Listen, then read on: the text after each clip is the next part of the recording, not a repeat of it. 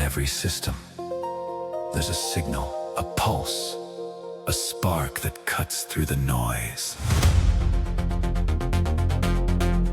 Some call it innovation. Some call it disruption. We call it the protocol. Welcome to the grid, where ideas illuminate, where technology bends and reshapes the world around us, and where the future isn't predicted. It's engineered. Here, we decode the frameworks behind extended reality, AI, and spatial computing. We trace the lines between creativity and code, between human intention and digital possibility. This is where builders, thinkers, and explorers step out of the shadows and into the neon to share the systems, the stories, and the sparks that shape tomorrow's tech. So plug in, power up, and follow the signal. This is Neon Protocol. Tonight on Neon Protocol, we're diving straight into the systems shaping what comes next. I'm Gene, and we're also joined by Lucky, Mark, Mike, and Damon from the Neon Protocol team. And we're going to be exploring XR, AI, spatial computing, and the various infrastructures that make them real. We're here really to break down what's working, what's changing, and what's about to break open. There's no hype cycles or demo theater here. It's just a conversation. And if you're enjoying the show, please subscribe on Spotify, Apple Music, or YouTube. Every follow or share will really help us grow in this space. And joining us on tonight's episode, we're joined by Scott Patterson from Lenovo to dig into the hardware that's really driving the future of XR and spatial computing. And Scott's really going to help us break down the key trade-offs in today's headsets, why modular designs matter, and what it takes to build these devices that can handle the real training, collaboration, and field work, especially around several relevant industries. So we're going to have a conversation on a quick, grounded look and of what makes everything possible. So Scott, I think I've yammered on and got through this introduction as best I could. So Scott, if you want to introduce yourself, we welcome you to Neon Protocol and would love to hear your story. Yeah, thanks so much for having me, everybody, and thanks, Gene. Yeah, so a little bit about me. You know, my XR journey, and I don't think we even knew it was going to be XR at the time. My VR journey, though, certainly started in 2014 with the Oculus Dev Kit, one off Kickstarter. So I was working in learning technology at the time, and really once the technology matured enough to really be used for VR learning, introduced a large VR learning program at the firm that I was working at for our internal users, and led that effort, and then started getting into a few other kind of enterprise VR use cases, and now certainly XR use cases. So I'm very much enterprise focused. If you got any questions that come from the VR learning background, which of course is still one of the biggest enterprise, use cases for VR.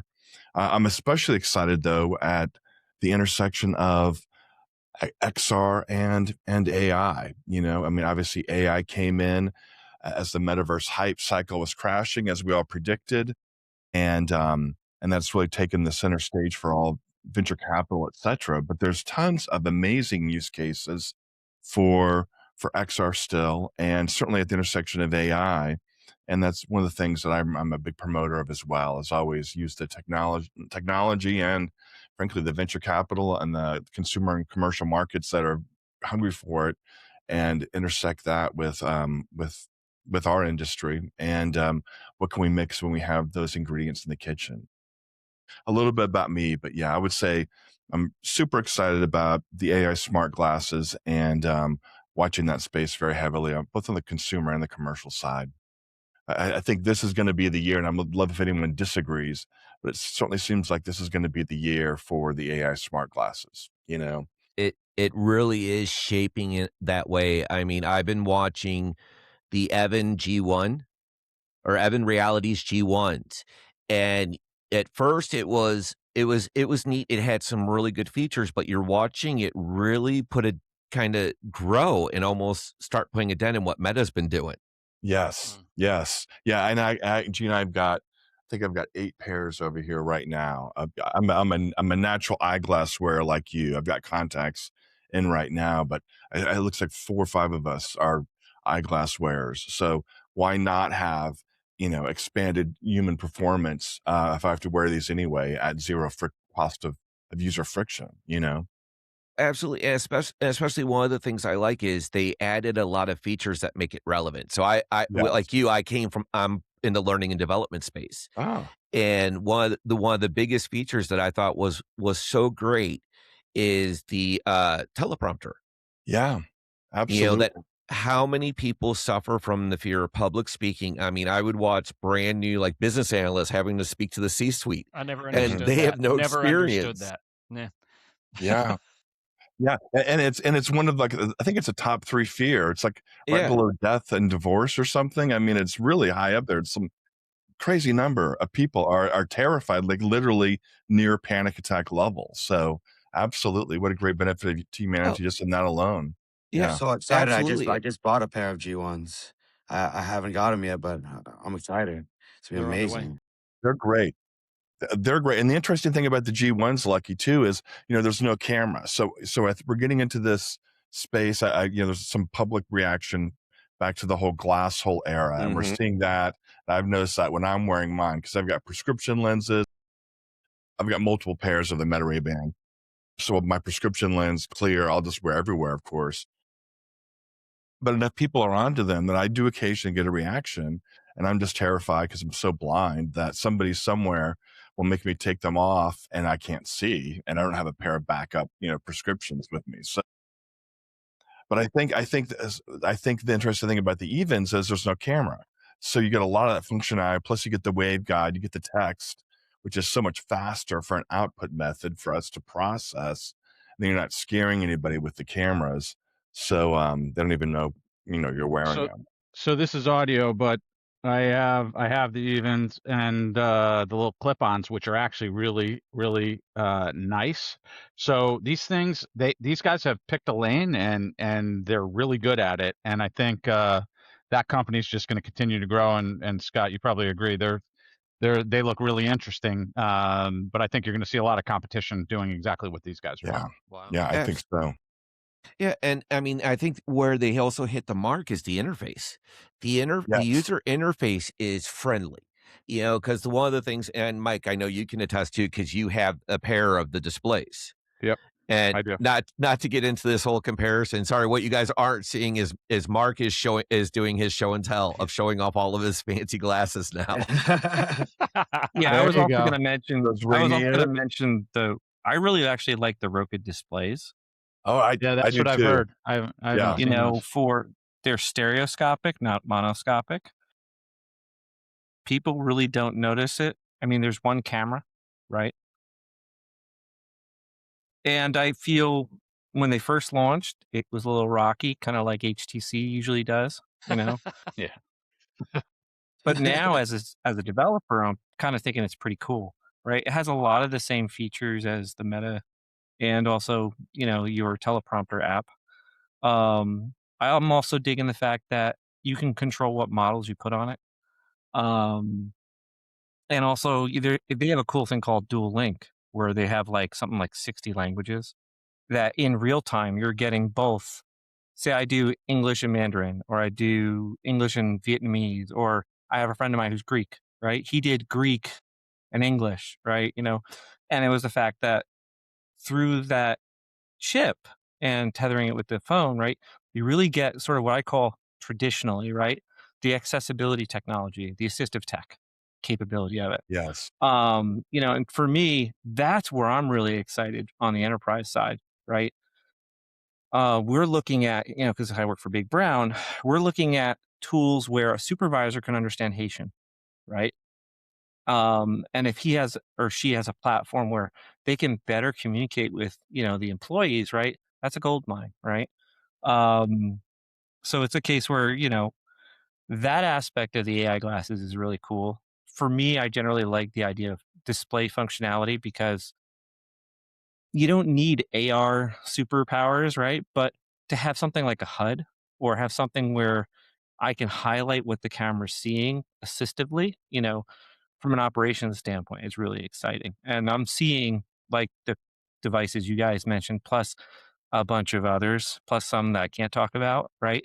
We're really seeing this movement towards that low power green display for a lot of different platforms now, Yeah. which is really interesting. We're sort of, Scott, I'm sure you remember, right? It was the informational reality spin on the wearables, right? It was HUDs combined with, the devices. I kind of feel like we're sort of starting to loop back into that phase, right? So, Well, I agree. I mean, like I always look at, because I was a big Spacetop fanatic. When Spacetop came out, I absolutely love it. I think it's still a great tool because the thing I liked about it is it's my PC.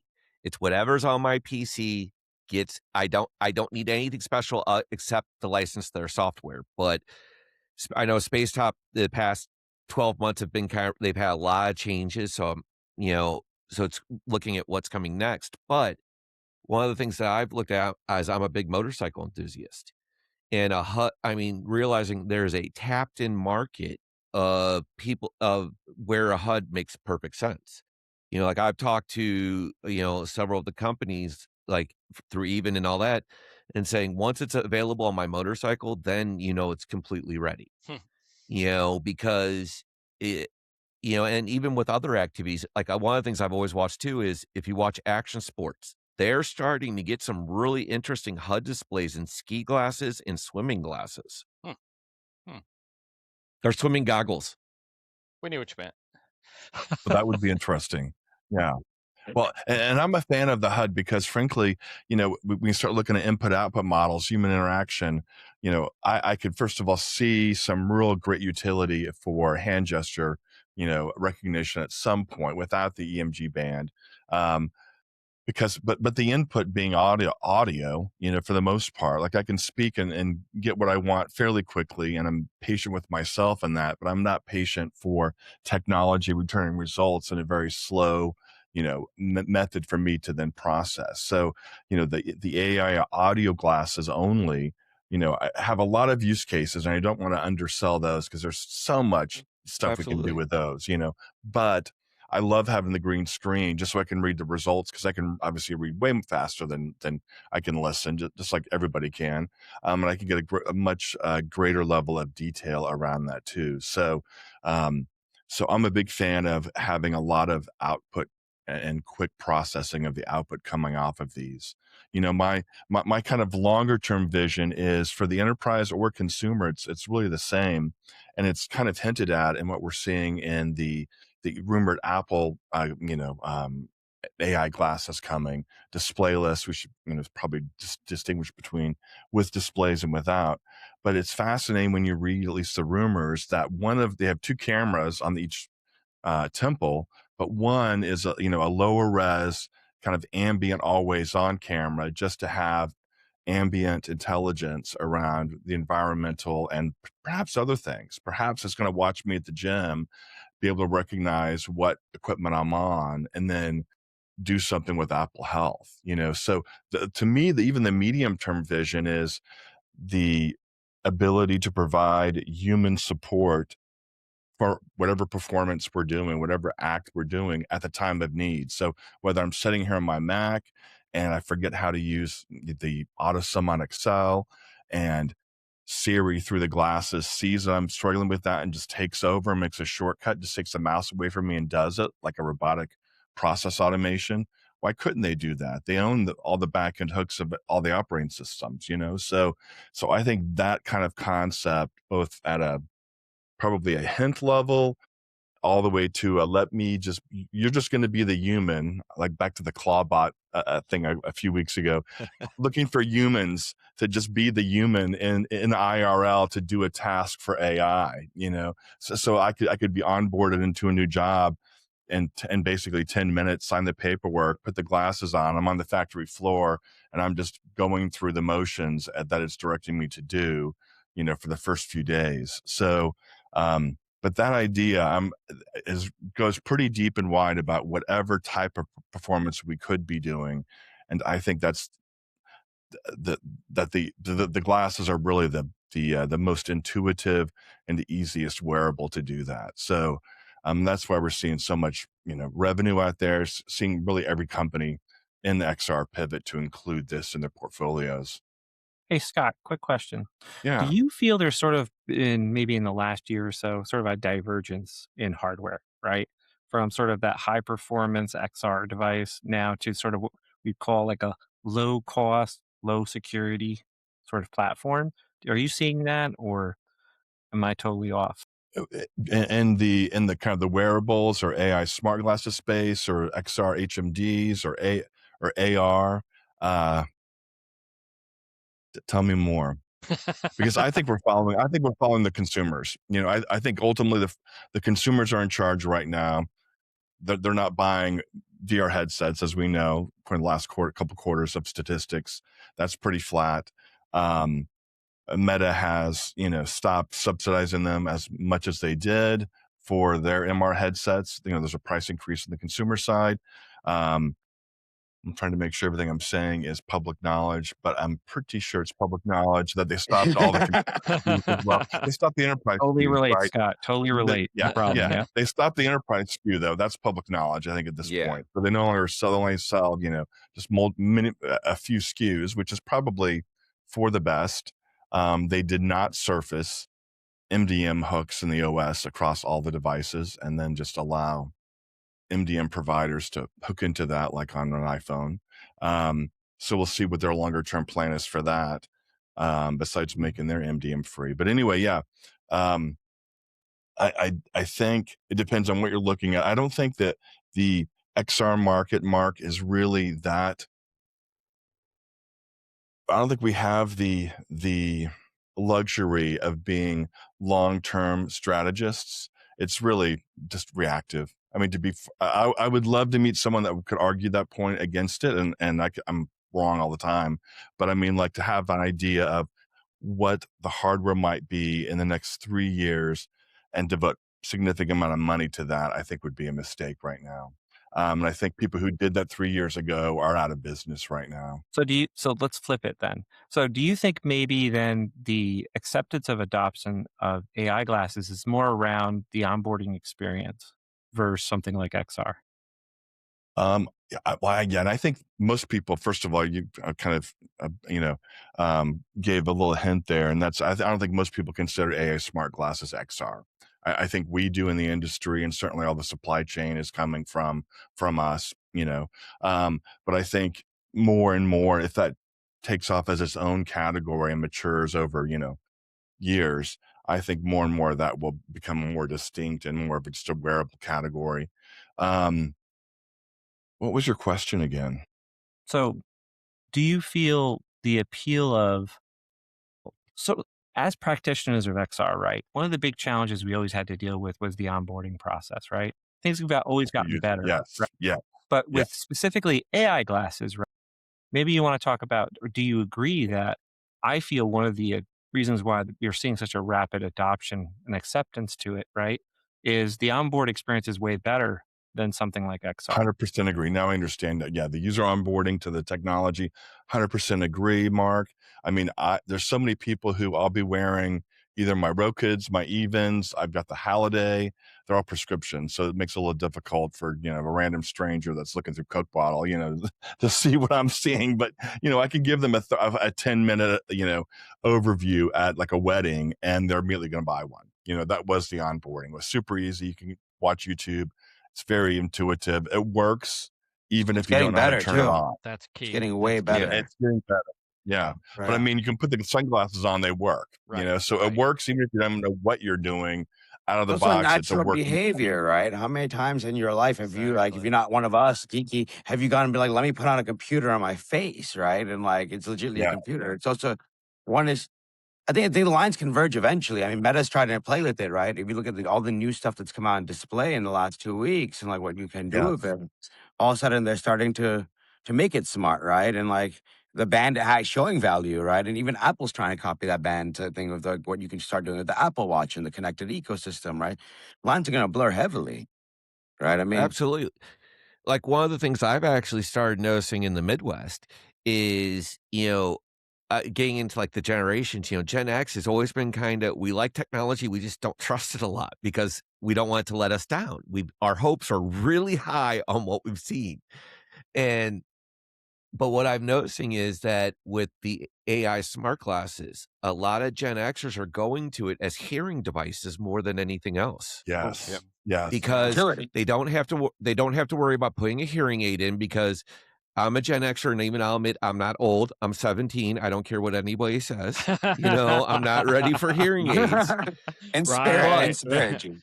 And spirit, but we grew up without volume limiters. There's a reason why It's all we those can't hear concerts, Gene. today. That's right. It's all And if the we had, we concerts. turned them off. Yeah. Yeah. And so I've noticed that a lot of people that are gravitating to this, they're gravitating to it not because of the cool factor, which is what AR and VR I think always had.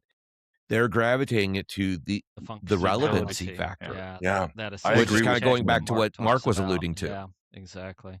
Well, the same can be said for the HUD that we were talking about earlier, right? It's not just HUD for HUD's sake. It's actually putting information up that somebody wants or needs or both. Well, think about military application. Airplanes have been using HUDs for years. Oh yeah. And then I go back to the Apache helicopter, which my father-in-law was part of the quality program. So that helicopter always has very special meaning to me. But you got a pilot who's looking through a HUD on one eye and looking through reality through another eye. That they found that it is possible to use this type of technology in practical application. It's just now we have to me, I feel like we now, instead of selling it to people, we have to find the really good use cases that I think are going to the lowest common denominator to as Yeah. many Yeah, it's going people to as happen possible. naturally, Point, right? though. Sort of like the cell phone. Yeah. Yeah, that was, I think, one of your points, Scott, and to paraphrase it, essentially, these things are adopted because they do something I need done, and it just works. That's it. That's adoption. Yes. Yeah. That's product adoption. Yeah. I Yeah. will introduce an additional please. thing, and I'm one of those people who are man of a certain age. What's going to happen to our I get on my Apple Watch these sound warnings at concerts. I'm like, oh, it's too late. I mean, where were you That ship 25 sailed, years ago? baby. Yeah, that ship sailed. I mean, like, I've got it so high now. I think I have to be in front of a train before it even goes off. Like, You got a I long mean, ways to go before I'm you reading get there, lips. Lucky. Just trust us. It's true. Yeah, totally. Well, and the problem is I'm young enough though where I mean it's my problem, my ego problem, but I don't want to get hearing aids. It's like I'm too young. It feels like you've aged into a whole other decade when you do that. I'm like I'm early in this decade. I got I Still got got 15 it. years. I'm like yeah. But I use the conversation boost on the Metas. And the second pair of those, the first pair were, the full sunglasses. The second pair, I got Wise, got the transition lenses, so I can wear them inside if I have my contacts in, and then I've got the prescription ones. But now, I'll put the conversation boost on of those. I love that. And then the even realities, I think it's the even, I might be the holidays. I'm getting some of my confused, but one of them also has, a screen with the, I don't know if it's a translation app. You can just turn on, it'll just basically close caption. And then you can read the text of what people are saying. And yeah, I use those all the time. Yeah, that's a huge help in a busy restaurant, absolutely. So yeah, Did you get there's the a ring, use case Scott, with for it? me. Did you get the ring with it? I didn't get the ring. No, I don't, so far the rings I have for the Holiday and the, is it MO3, I think, MO Air Pro 3. They're kind of a pain in the butt to use. I've not found really any good user interface on a display smart glass except maybe the Even. But then even the touchpads don't always work for me. So, I think the gesture is but going to anyway, be the I'll just, killer. When you yes, I start think putting so. I think gestures just, in there, and like you have yeah, the band on Meta, or like the Apple Watch connects to, it's like an Apple device, and it's like reading your inputs, and you're able to. I think that starts closing the gap, right, and making it more natural to a user to be discreet and feel like they have a superpower and a clean interface rather than where we are today. yeah, Absolutely. Like one of the things I tried with my Apple Vision was the Tap XR. It's like a little wristband that has a little camera and captures your finger motions. So Oh, like you tap your index finger, it's an A, you tap your middle finger to B, and in different combinations. And so one of the things that I've been able to use with it is I can sit with my leg on my arm on my leg, and I can actually tap out text from it. The problem is it's like learning Morse code. Unless yeah, unless you're a Boy Scout or you really want to learn it, it is a challenge, and right, they have right. a couple great onboarding game apps and stuff, but it still is kind of a challenge, but to me, it's kind of it's in the right direction. Yeah, yeah. Now, unfortunately, I think they've gotten lost in all the other noise. Mm. I think what's clear, right, is that all these use cases just make the proliferation of these glasses certain. I mean, even just the most simple AI audio glasses where you can listen to a podcast, you hear your messages read to you, and then make a call. I mean, that's going to get 4 billion people wearing glasses. It's going to happen. Yeah, yeah, I think so.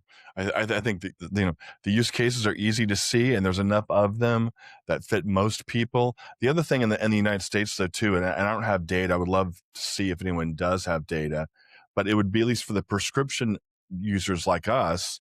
We can use our FSA and HSA, health savings accounts, which are tax free for anyone not in America, and also at least many people, when you consider like what your monthly expenses might be, it's almost like found money because we get that allotment at the beginning of our corporate year, and then it's just money that is slowly taken out of your paycheck. So it's almost like you can have, I think mine's 2,500 a year, maybe 3,000 a year, and all of a sudden I have this money.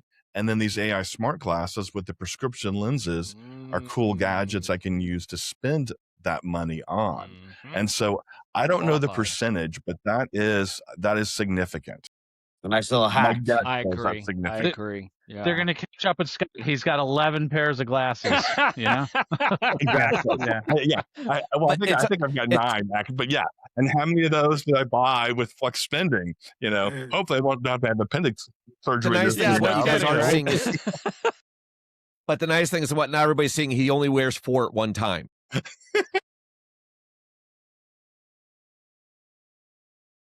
I'm convinced, so when I see like a non-prescription user really into it, that those are the ones, frankly, between us that I'll try to do a deep dive and interview them and really understand like what's the functionality they like.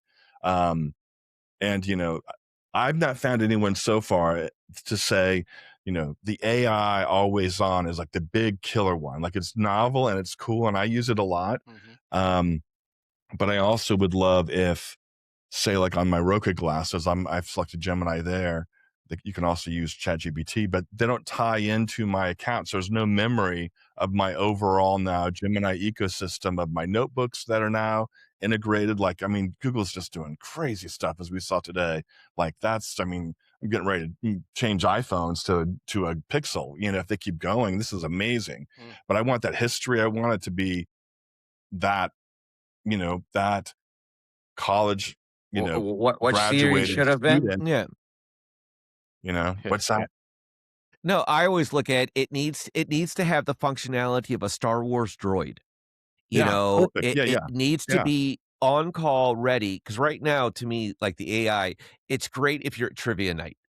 yeah, exactly. It'll Just feed you one the answers. and done. Yeah, yeah. But like I sit here and think is that, if they've got cameras, and this kind of gets into some kind of a healthcare question, but kind of as we kind of flow through this. Sure, yeah, But yeah. one of the things I kind of started thinking about is, on for a practical use is, if they could find a way, like with the displays, adding spatial in there. Imagine for like a dementia patient, rather than having a house full of post-it notes. Their kids could log into the account, change notes at will, and as they walk around with the glasses, they're displayed. That we start looking at that's a type of an assistant we need rather than, all right, I'm looking at this picture. What is it? You know what? I could just ask the tour guide. I didn't need to ask AI. I mean, we've done similar things on the logistics side for last mile delivery too. Like we developed a patented thing around chirp.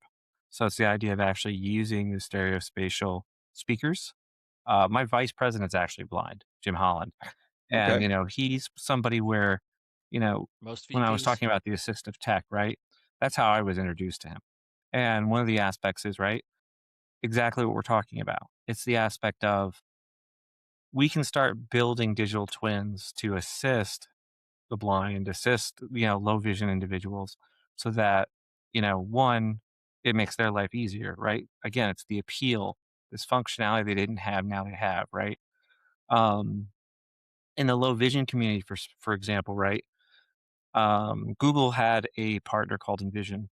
And what they did is they would take the old eyeglasses and they would offer it to low vision or blind individuals. And the software literally would allow them to freely go to, say, a restaurant.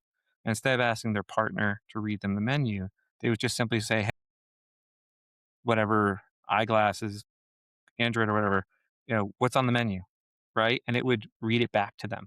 Right? The aspects also of the computer vision aspect of it, right? Small language models, not big language models, things that can run on the device itself. Where when we start seeing the coordination of, oh, when I go to a meeting and I'm wearing my glasses and I say, okay, take visual note of Scott, right? Associate Scott Patterson with my contacts list, right? So the next time I run my algorithm of who's in the room, right? It will tell me Scott Patterson's in the room. Mike's in the room, Gene's in the room, right? Those are where, from an accessibility standpoint, things get really interesting, right? So And those are sort especially, of to me as a practitioner in that space, that's where it's a really interesting platform, right? And it coincides to Scott's passion of the health, right? That's the field, right? We want to assist users to make their life empowering, right? So oh, yeah. yeah. And I spent years in a UPS dock. I would have loved to have had something that told me heavies were coming down the belt before they hit my trailer. Right. I can't talk about Gene. I can't talk about those things yet. As we get into guarded territory. Well, Scott, Yeah, Mark I have to just drop, opened the guys. door Thanks. on your favorite issue of healthcare. Do you wanna walk through that door a little bit? So I'll just kick it off, Damon, though, with, uh, uh, uh, you know, understanding who the customer might be as I go through ideation for a variety of industries and kind of sectors. So the first thing, at least in my kind of checklist of would AI smart glasses be a good use case, whether it's without display or with display. I think it's important to separate those out. But anyway, the very first one, it's kind of like back to the VR learning. What's the best stuff to go with that is the most important type of learning that also then has typically the biggest budgets to do something high tech like this. And going to AI smart glasses, it's what do we have to have our hands free to do effectively, and using our hands could actually create a negative outcome to the person. I forget the name of the company. I'll have to Google it, but there's a great example of this. There's somebody in the roofing industry that's made a variant of the AI smart glasses for roofers. Obviously, they can't be on their phones. I mean, how dangerous would that be when you're on a roof, even if you've got the safety line? And I'm not sure if they're available for sale yet, but they talk about them, and you can kind of see the use case of it. It integrates with some major roofing system that manages compliance and kind of like end of job quality assurance. They're taking pictures of the roof after they're done. They can communicate. They can get reference material off of this, all hands free. Whether it's healthcare or some other industry, you know, where is something that is detrimental if you have to use your hands? I go into things like surgical, theaters. We're seeing Apple Vision Pro used in there. Could there be AI prompts, without a display, or probably something, with AI glasses with a display that could help a surgeon in there, or some of the, related staff. If a doctor's seeing a patient, they pay oftentimes doctors will pay actually a human being to be that medical transcriber. So they'll pay out of their own pocket if they're medical group doesn't support that. So there's a lot of AI wearables taking that space. But if if you just want glasses, they're easy off on. You can still write with your pencil, pen, and um, anyway, things like that. So I'm not going to give too much away, but those are the things, the big things. I think everything else is still a potential use case if people use it. But I think the big markets to focus on commercially are to start with that first variable. Do people wind up under threat of their lives if in this situation and they can't use their hands because of it? So, that could also talk about EMT workers, etc. But there's a lot of those use cases. There's a lot of them commercially, a lot. And people now have been using those at home. And now when they go to their job in the healthcare industry, they're people are smart. They're already saying, well, why can't I use this here? It's like the iPhone moment, we had years ago. Okay, why can I not use this cool device for work? So this whole idea of certain companies making a consumer only device, and then they're very, reluctant to make it enterprise, or they don't want to release too much function on the enterprise side because they'll scare consumers. I think all that's a huge mistake. It's all one market ultimately. Enterprise typically has commercial has bigger pockets to buy them, but don't try to segregate the population because almost everybody is a consumer and an employee at the same time. So anyway, that's one soapbox I'll get off of. No, but it brings up a good point. I mean, at one of the companies I was at, where I was leading the projects, we would always hit the OSHA wall. Yes. And, understanding that OSHA is a big driver on whether this tech can be integrated, not whether it's good, it's just integrated. And, one of the things that I started realizing is, and that I would always try to argue is, it can't be in now, but that doesn't mean it won't be in at some point. So even if you're waiting for the availability, it's important to test and to figure out what you can or can't do.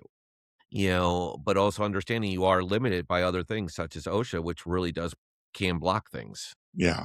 Yeah. Not speaking ill of OSHA, please don't come visit me, guys. Yeah, and like in the surgical, area, there's a variety of requirements as well around the ability to, clean things to a hygienic level. There's all kinds of different, restrictions on almost every industry.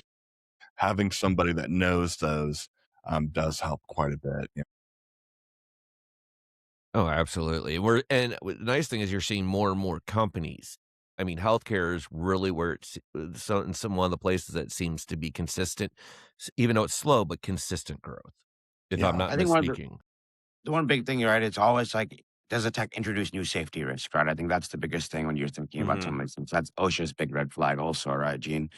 I think the cool thing about this is, for the most part, it doesn't, right? Because go full circle. We're talking about this is the year, VR had a bomb.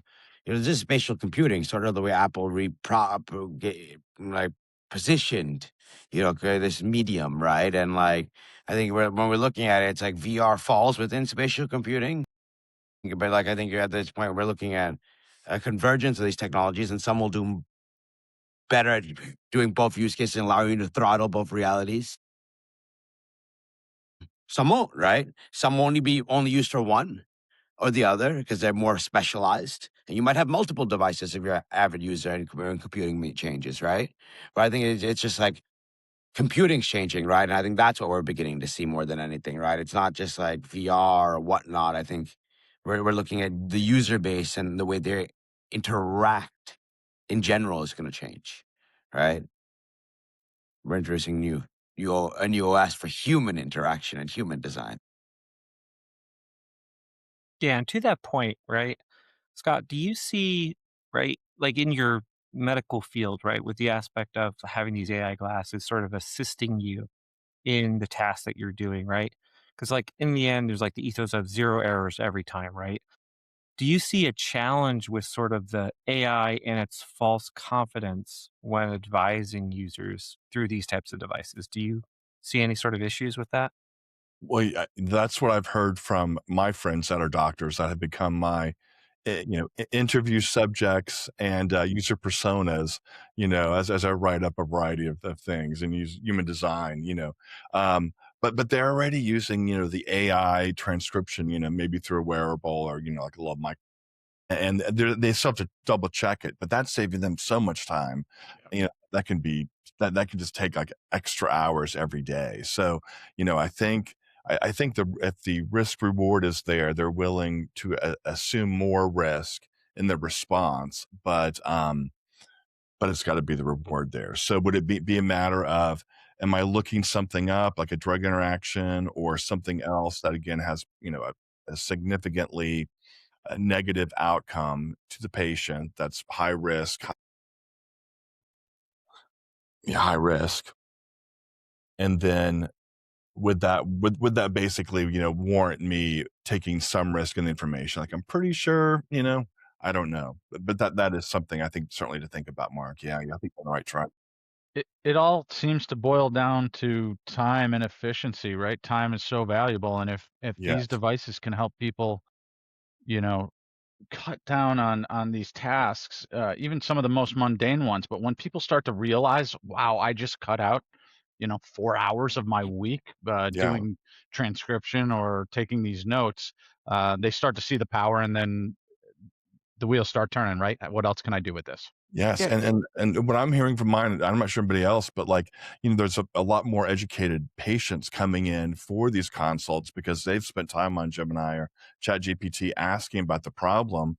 So, there's this growing rift amongst patients of the AI capable that are now going in with, arguably maybe college level understanding of what this is, that they've just got deep research, coming out of a 4-page document with the latest medication, et cetera. And so now the doctor's also kind of challenged, but hopefully, as we've been saying a lot with AI across a variety of domains and topics, hopefully, that's better because now the doctor can use their education at a higher level and be that higher level consultant versus something that, maybe s- they shouldn't have been doing in the first place. It was just required because the patients were less educated. So it sort of hints at like my wife loves WebMD and she always misdiagnoses her problems because she has access to WebMD. So yeah, so how do you solve that with with AI glasses now? Yeah, I love it. Boy. Love it. See, whereas I'm on the opposite, my wife is in the healthcare field. And so sometimes if she's mad at me, I need to verify that the instructions she's giving me are the correct ones. Well, and I will say this, it's not related to, to AI, smart glasses, but like Perplexity now, I'm on their health app function and their finance function. So I've uploaded all my financials into Perplexity computer or whatever they're calling it. Actually, it's not the computer. And also my health. And it goes like, I've got all my Apple Health from my Apple Watch and everything going through there now as well. So now maybe that is a control. If I'm a hypochondriac and I start there, you know, um, I'm really curious about the AI health, just in general, that connection outside the glasses and what that's going to do. For me, what scares me is so years ago, I used to be a high school teacher and I taught psychology. And whenever we got to abnormal behavior, I always had to give a full 16-minute lecture on, okay, we all have traits of everything. But just because you may associate, okay, you know what, because you have different moods, you do not have multiple personality disorder. It was that sometimes I think people get tunnel vision and in the absence of information go straight to the worst case scenario. And I think even if we had information, we always want to look at the best and hope for the best, prepare for the worst. And I wonder if the tunnel vision, and sometimes we just joke, there's arguments between doctors and patients based on information. Could, to me, I'm on the fence of could it help or could it hinder what's already been the trend? Because again, if it's on the internet, it must be true. Well, I mean, if you look at the traditional, even the VR practice that we have that's mature, right? One of the questions we always have is, will the technology create more problems than it solves? Right? I think you're kind of hitting that question, right? When it comes to practitioner's approach, right? Um, but yeah, we don't want to create more problems than we're solving just by implementing a product, which I feel specific to like the XR industry. That's a common problem that we were Yes. doing You're over gonna make right? everybody super confident, Mark. That's the truth. And I don't know, that may be a problem, right? Hey, People I are have a already gem on narcissists. Google. I have a gem on Google Gemini. Check it out. Oh, do you? Eh, so What then is they it? make everybody think they're better than they are, right? Because they know all of a sudden know more than they really know. False confidence. It's the false confidence, right? It's that false confidence problem with AI. A Yeah. But I think 100%. there's also but I think that on the flip side though, in learning and development, I think it could also I think it could flip it though. And the only reason why I say that is there was a study a couple years ago, where they did a knee procedure. One of it, on in one room they had a control, which was a teacher, student, and a fake knee. In the other room, they had just a person with an XR headset with an AI app that drove them through the procedure. And it showed there was like 75% greater comprehension, in less time. There was like 75% less time for comprehension. And what they realized was it wasn't so much the technology. It was that there wasn't, you were, learner was not consistently asking for validation. They weren't going, am I doing it right? Am I doing it right? Am I doing it right? If you go to the next step, you did it right. And that actually they saw was building confidence in a learner. So that's where it's like, I agree with you, Mark, but it's again, learning and development's always that unique field. It's like parenting to some degree, right, Gene? But like at the same time, so you got some of it, you got to let them fail. Some of it, you got to start correcting, right? There has to be a recourse there where there's like virtual manager that's seeing what you're seeing and be like, no, no, no, do this way, or like don't do that. This is gonna explode, and like But yeah, guardrails, right? Um, absolutely. I mean, like AI glasses monitoring your task, and it catches what you missed. Yes. And so 100%. rather than telling you what to do, it says, Stop, stop, stop, don't touch that." Something like that, where it's that instant validation feedback. And, and trust me, after a while, we will get annoyed by it. And there you get into classical conditioning. Then we'll turn it off. Yeah. But that's another great use case, industrial use case. I think someone was talking about working at UPS before, or Amazon warehouse. Yeah, but I mean, doing SOP validation, just compliance, workflow validation. Especially if there's a compliance need. I don't know if anyone's seen this Lab OS that NVIDIA has set up. I think with Qualcomm. And they're showing display AI smart glasses and the capabilities for someone working in a lab, tons of compliance, tons of standard operating procedures about how to do a variety of testing and make this for safety's sake. And here we have a device that can say, oh my God, hey, red alert, change a whole this color display. Like you can, you just skip the whole step and you're about to combine two chemicals that are going to end your life, so that's a great use case. I mean, and I see that as happening. It's like that passive camera without us even prompting, just watching what we're doing, object detection, knowing what we're doing, you know, fast AI. And then you reverse that, of course, as we both know, Gene, you can turn that into the training. This is the SOP, you know, and I Well, think someone was talking about Rambler, maybe on a previous episode. You can just Yeah. film, using it, and then that reverse engineers that into the whole SOP document. So, and then trains people on how to do that. So, all of that is again, and that's where and commercial businesses are willing to spend the money to do this because it saves human lives and it's more efficient. So, I think those are the Measurable easy, too. And measurable. Absolutely. Thank quantify. you. Yes, quantifiable. So a pair of smart glasses for that, even with display at $800, maybe commercially, I mean, also from the 1,200 if they're standpoint of if they're training. OSHA lenses that are lab capable. I mean, that's easy money to spend. What were you saying, Mark? Well, the other thing is also, right, in an operational or industrial environment, right, we have CT, cameras running where we're required due to regulation to store the video, right? That's training material in a secure environment, right? Yeah, On top of what we're getting from the devices, right?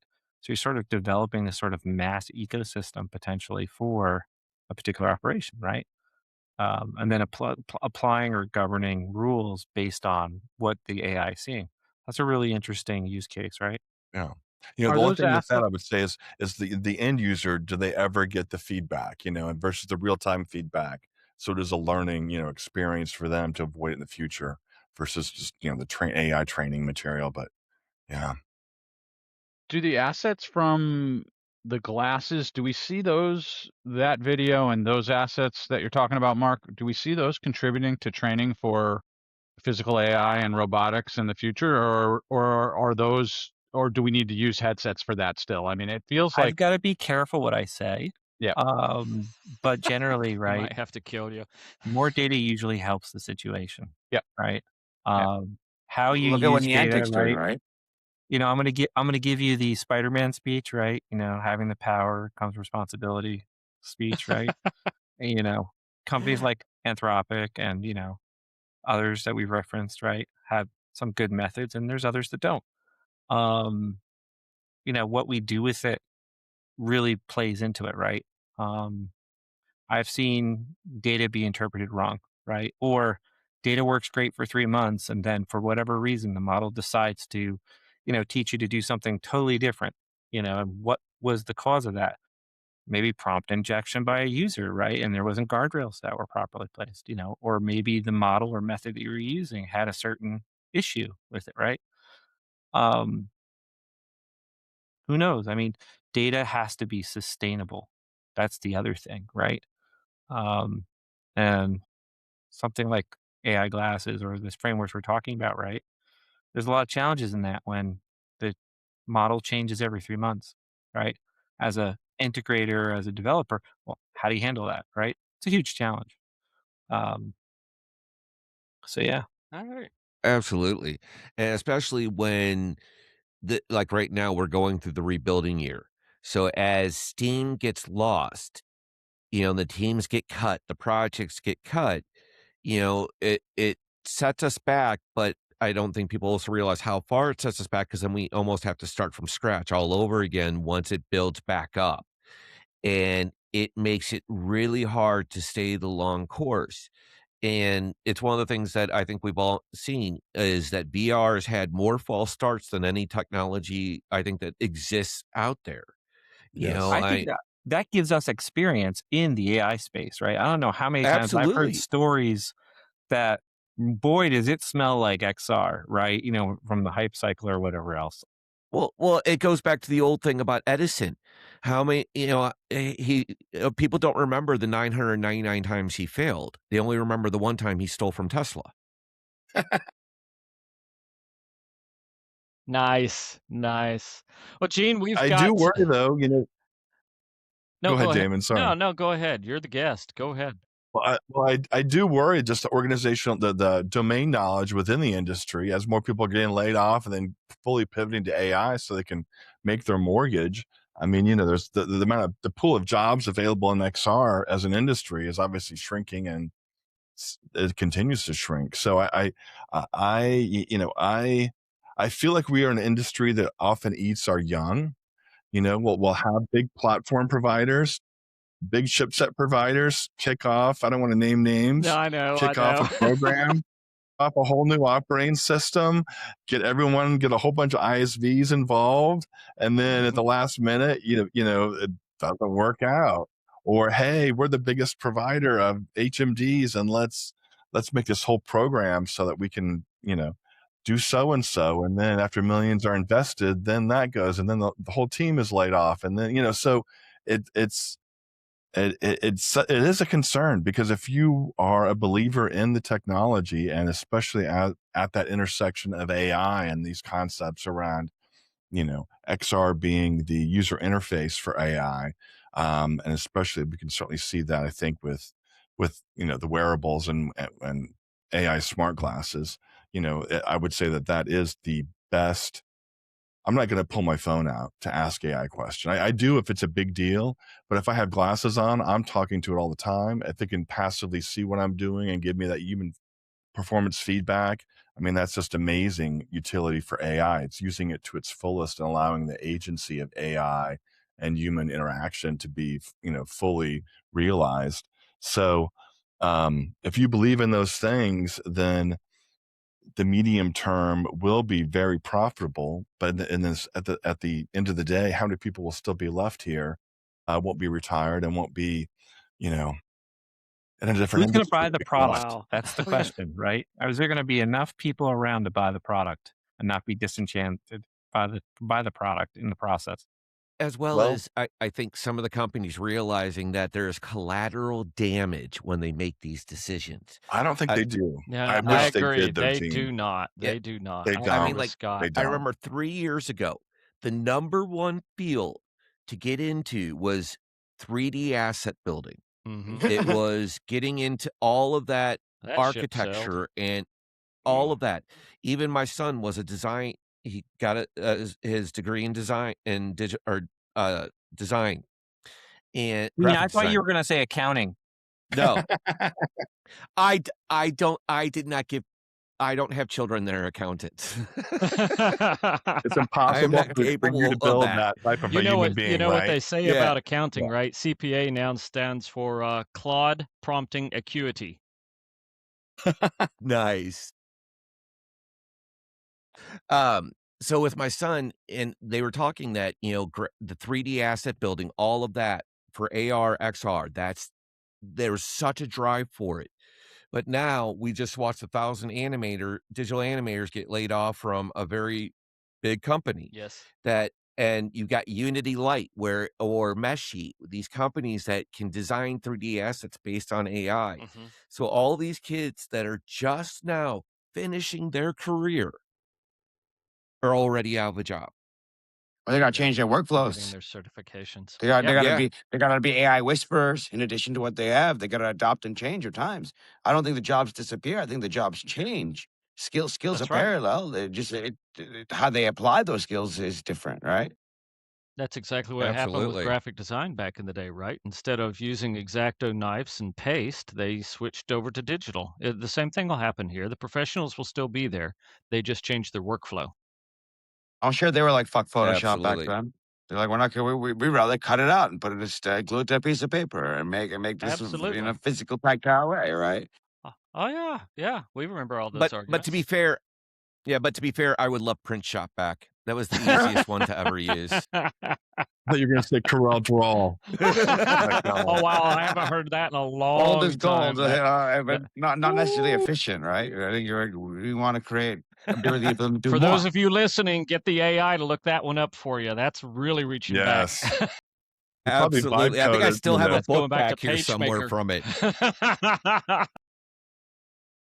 Or don't forget Dreamweaver. That was always a fun one. Yeah, that was That was a good a one. moment. That was a moment, though. I mean, that Dreamweaver was revolutionary. It I mean, was. come It on, really that was was. Yeah.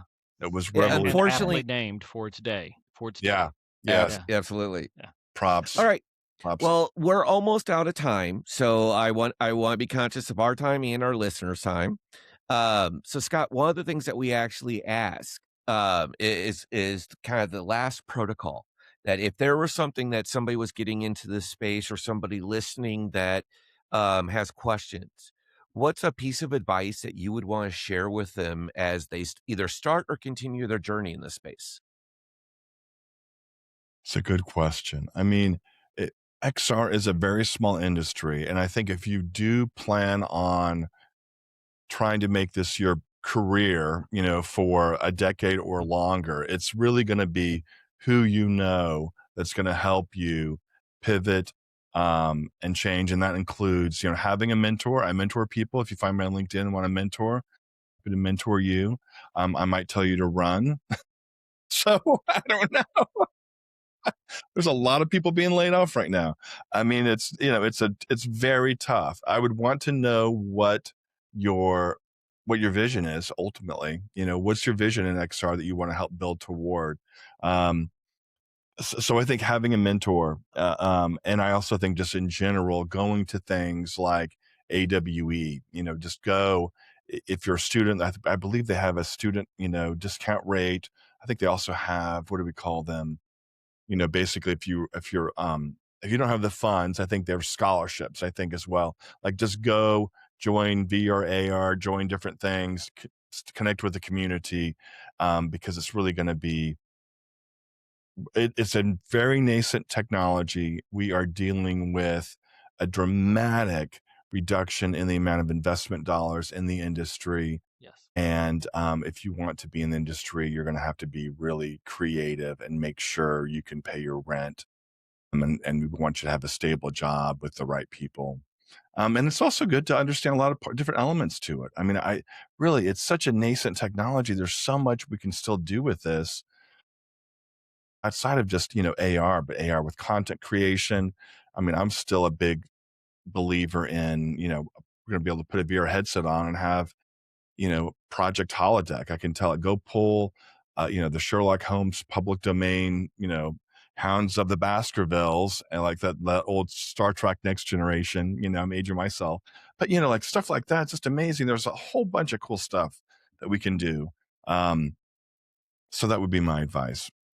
Find a mentor, multiple mentors, and be part of a community. It's not a good industry if you're an introvert that's going to stay at home all the time. You need to force yourself to connect with industry groups and find people. Yep. Well said. Well No. said. Good job, sir. Absolutely. Yeah, awesome. Completely agree. We are we are a living example of it. Applause. Absolutely. I mean, really, like if it was my nieces and nephews, I would tell them probably to avoid the industry. I mean, like, I mean, that's the truth. If it's just someone, I'm going to go to college, what should I do? Don't do this. If your plan is, what's your plan? If your plan is to make a lot of money, you go to where the money is. You go into finance. If your plan is to, hey, I don't care about money, I'm an art, whatever, So for whatever reason, this is industry that speaks to me, and I'm stuck here, whether they like it or not. So there's already a multiple gauntlet someone will have gone through at this point. Coming out of a XR program at Northeastern or whatever, and probably X amount of dollars in loans. And the way Mike is smiling, I think he feels your pain on that. It's so true. We've all lived it, but we all need to. We're pivoting right now and merging AI and XR, and it's working. So just learn. Just AI go with it, and how baby. you can Go with it. Yeah. Yeah. I've learned it's just you develop Stockholm syndrome to your career. Yes. Yeah. My first question to all the interns is: are you crazy? Okay. If you are, maybe you're in the right place. If you're crazy, I'll tell you right now, if I was you. sane, I would have left this field a long time ago. Yeah. Absolutely. But then again, we're the dreamers and believers, as Willy Wonka would say. I thought Jim Henson. I thought you were going into Or that. Jim Henson. Yeah, I thought he was going to similar minds. Or it was Kermit the Frog. There we go. I'll go with that. Yeah. So, but seriously, Scott, thank you so much for joining us. This conversation has been absolutely awesome. And I really enjoyed it. if you ever want to come back, if you ever have anything that you want to share or any updates, or you just want to be part of the panel for a week or two, the seat it will always be open for you, my friend. All you got to do is reach out, let me know. I don't want to inundate you with invites, but if you want to, I would be more than happy to send your way. I would love that. I really enjoyed this. This is the best of the XR industry. Awesome. Scott, what would be He said we're the best. First, I just want to make sure that's on tape. He said we're the best. Right? It's really this ideation. Like, this is the thing. It's full of super smart people that are all visionary, that normal people, our mothers and fathers, if they're still alive, our siblings, our children, probably think we're a bunch of weirdos in this very esoteric thing. And we probably are, because we're developing controlled hallucinations that you can stick on this space computer and go into. What is that about exactly? But we like it and we see value in it. There's a lot of service to humanity that it can do. So when this to me is when we make cool things together. So I'm so glad this is still recording. This is great. I would love to hear their opinion though of AI and human interaction, and why that an alternative viewpoint to AI smart glasses being the best way to do that. Cool. I mean, someone that would argue the AI glasses are just going to make you dumber. Or I think we can find a lot of people that'll say that. I mean, because it's just the same. It's the same trope every time. The smartphone, we just go every technology that's been released. That was an argument, obviously. Same with the privacy issues. But it's hard to debate the value. God, there's a camera now. The numbers don't lie. Like, doing something. I don't know. VR was people were trying to put like a square in a peg, right? Because there's some people that loved it. I love it. right? And like there is some value, but there's also Yeah. like a whole other side that's Still counterbalancing love all the it. value that you can create with it, right? So yeah, I think it's just like it's hard.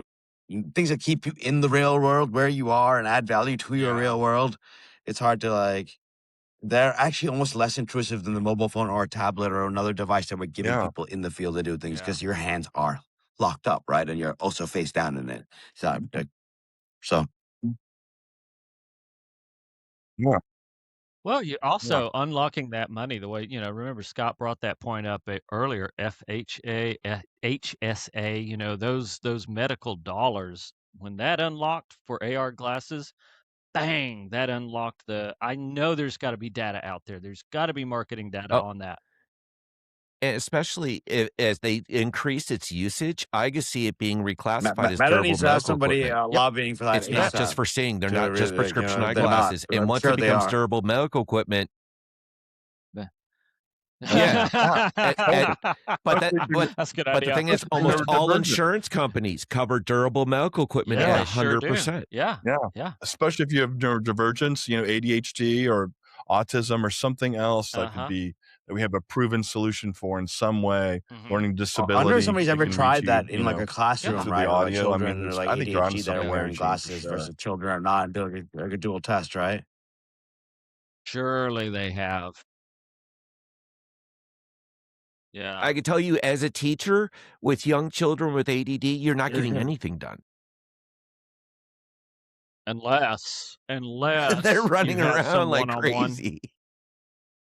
Yeah, I mean, but I could tell you, I mean, most public schools now, they all there has been a push for XR and VR and a lot of this tech in schools, because what they're actually starting to see is just kind of going back to Yeah, and Scott's retention's point, so much better in like those in cases, history, without being a able to doubt. relive historical events, being able, like world Yeah, geography, being able to Bob travel. Stone was ticket. Yeah.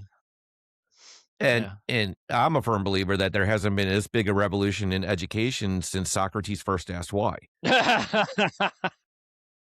And why I say that is because when you get into actual education, you To need a which consistent, Alexander the Great said, repetitive, "Why and not?" safe environment. And VR gives you that each and every time, and it's a consistency that each learner gets the exact same story. Mm. Sorry, I get on my soapbox now. That's No, okay. but it has revolutionized learning for sure. Like that's where I came from, and that's if we're looking for the industry to continue to grow in a bad time, we should continue to focus on more use cases related to that because that's the surefire draw. Oh yeah, I mean, like watching what Conveya and Dialogue Trainer and Virtual Speech have been doing. Yeah.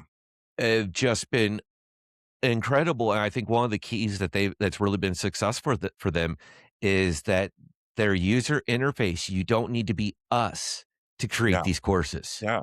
Back Anybody to can do it. Yes, exactly. Back to the onboarding conversation. And I'm going to go with that. I'm going to go with Sophie from virtual,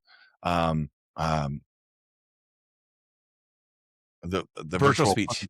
Virtual speech. Thank you. Yeah, I just had a brain fart there myself. Virtual speech. And she's got a great story because I was doing volunteer work for the MIT hackathon. And anyway, she helped me as one of the user personas for something we were working on. Virtual speech was kind of an accidental business. It was an accidental startup. It was really just Dom created that app for her to practice. And then it became this whole, so it's a great origin story for that business. Yeah. I would get her on. And then they've done a lot of cool stuff with AI as well. And they could talk about kind of, productizing AI to increase, capability. She's lovely. She's just awesome. Absolutely. I mean, yeah, and we've actually had the pleasure of watching Lucky grow his business in this field. Watching him and what him and his brother have been doing throughout Thanks, this dude. and the Okay. results. Lucky, I'm stealing your thunder. I'm sorry, my friend. That's what I do, man. It's all free PR. Absolutely. But some of the insights that Lucky and his brother have actually been able to glean from this and share, it's really giving us a great idea of what potential could come next in this field. So Hey, Scott, last question, really last question. Really, really, Do really, really, you do really. you remember your eureka moment when it came to VR or AR? There was that one first time experience where it was just like, "This is the drug, this is the hook." Is it? Do you I'm remember in. that? Yeah, I mean, literally, it was DK1. It was literally taking that thank you, Palmer Yeah. Luckey, taking that box out. It was like 640 screens, weren't they? The very first DK1, like Plug it into it the was just PC. ridiculously And you low get your res. little your God, I don't sensor even set know up so you what have was your the whole boundary. frame. What was the? It was Try like not to knock 30. that shit over. Yeah, totally. I mean, like it was just I forget.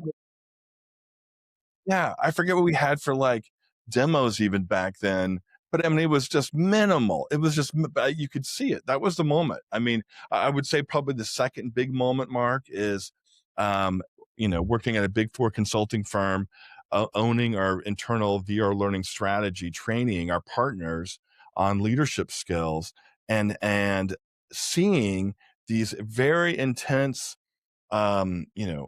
basically like VPs in a corporation go into VR. I would, to your earlier point, I would spend 30 minutes onboarding them before we did any training as a whole separate session. So they knew how to operate, control everything, use the headset. It was definitely a requirement for, for success, critical success factor. But I would see them be like kids, 50, 60-year-old, plus folks that have very intense jobs, constantly stressed out, dealing with huge budgets and responsible for hundreds of people's employment and, big clients.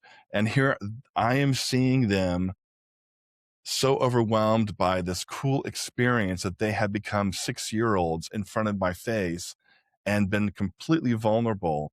And so that moment of them getting it and seeing how cool it is, and then talking to them 6 weeks later after they'd gone through the program and had all this amazing interactive, multi-collaborative and self-study learning happening, and them validating the effectiveness of it. Like that's a hard audience to impress. And that was the other thing. As far as AR, I think we're still there, but I'm so glad. I think it's still to come, but I'm so glad that the AI smart glass, revolution is building AR faster than we previously anticipated. 3 years ago in the metaverse hype cycle, I never would have anticipated AR. There's always ARs coming in 7 years, at that level. Not that we have AR HUD displays are not AR in my mind, but anyway, But I think that's it's yet to still come. it's mainstream enough now that even my wife Yes. is looking at buying one. And I don't want to frame up exactly for you what that means. I'll just let the implication lie there. well, but you gotta look at. I mean, it's been what, less than a year since the displays hit, and really this kind of. I mean, and what, 2 years for the. I think the metas themselves. So it's been really a very quick turnaround on this. Yeah. Relatively speaking, yeah. Well, let's Yeah, wait to see what and happens in 2029 when Skynet goes live. nah, it's not. Yeah, no, I'm making a Wow. prediction. We're gonna get AI backlash. You're gonna get a lot of people, just like VR when it was 2014, where there's such a hype and big money is going to spend big money. I hate to say it, but it'll probably kick us to a recession because so Nah, I'm much gonna is being disagree. betted on this Nah, I'm gonna that disagree. people Nah, are going to get tired of it.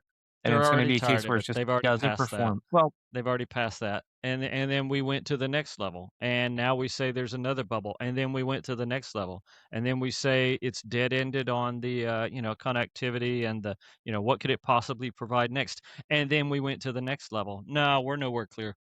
We're nowhere clear. I agree with Damon, actually. I mean, I think I do agree with you, Mark, in that like we're seeing the social cues. Who was it that, oh, I forget. He was ex Google, ex Alphabet CEO, to the commencement speech recently for some, and people are booing as he's talking about AI. It hit the news. It's out there on Reddit too, first page. So there's like the some human element of kickback, but I think Damon said, I mean, as far as investment and venture capital dollars, I mean, my retirement's bet on Nvidia. It's Hey man, last quarter, I mean, it's it got 46% up. So I totally get it. You know, yeah. I mean, totally get it. we've got a huge runway. Like all the use cases, all the low hanging fruit in AI has not even been touched. I mean, they're like, Yeah. you know, Yeah. I think there's a long way to go. I do think we could see, especially younger generation, like, you know, like some kind of either hopefully nonviolent or potentially destruction of, you know, data centers or some kind Well, we're of, already you know, seeing like the food yeah, robots on the West yeah, Coast getting tipped yeah, over and stuff. But you yeah. know, I think the social element is still there, but I think as people see, oh my God, cancer is now solved for the type of cancer my grandma had. Like, you know, I don't think anyone can deny and or will be able to the positives. So Yeah, it's an and a interesting lot of time to be those alive. positives are going to fade into the background fabric of technology. It won't be obvious to people that AI is the thing. It'll just be that stuff works. They Yeah. might want to make sure that people know that, because I do think the negatives are going to Well, there's some be grassroots efforts bigger from negatives our too. global competitors to generate even more negatives. You know, that's a thing too. Global competition is high when this much money is on the line. Yeah. Man, some people get really intense. And I would argue, Damon, it's more than money. I mean, this is a world dominance. As if Yeah. we're still stuck, if we cannot get to a place of abundance where we're no longer fighting for resources amongst geopolitical entities, I mean, hopefully Yeah. we can. I hope You know, so. this is I stupid. really We're still do. Neanderthals. Like, this is dumb, you know. but Yeah. let's face it. Come on. We don't need to have enemies and nuclear bombs anymore. I mean, come on. This is all. I agree. But Yeah. as long as we do, you know, like it's actually, you know, geopolitical. Like this is Yeah. world dominance. Yeah. So It really is. yeah, Yeah. So, is I that the could go final forever. protocol, I mean, Gene? and the thing Is is, that it? almost, yeah, I think it will be, because the only thing I was going to bring up was going to be the argument over, we're arguing whether AI is going to take over the world. If they can't get the data centers built, it's never going to happen. well, it's not Elon's sustainable. going for the We already sky, know it's though. not It's going to be sustainable. It'll be Putting fine. them in the even worse. clouds. Yeah. Yeah. Put him in the orbit. I cloud, know. put it in orbit. And then They'll we're figure really it out. talking about Terminator, right? God, can you imagine? Yeah. I And know. maybe we bring someone in on one of these episodes that's tied into the space industry. That might be interesting. There might be yeah. that someone would there. be Yeah. fascinating. That really would. Yeah. In 20 years, there'll be a Borg cube just orbiting Earth. That's our entire internet. Yeah. Oh yeah. Well, And no.